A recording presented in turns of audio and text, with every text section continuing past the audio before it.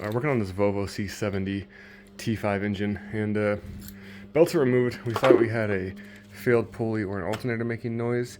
However, there is a really loud squeal, even while the belts are off and the engine's running. So I'm going to show you guys what that is. It's actually a failed PCV, and it makes this sound just like this. Let me show you real quick.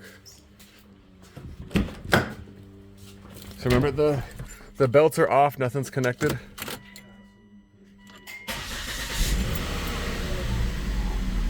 All right.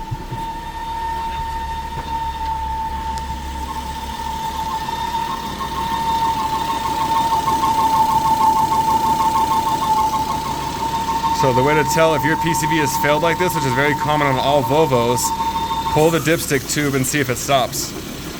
If it does, you found your problem. If this helped you, drop a like. Now, if this video helped you, subscribe or follow for more content like that. We gotta replace these belts too, but that's the trick to figuring out if your Volvo has a failed PCV. See that? No belts hooked up.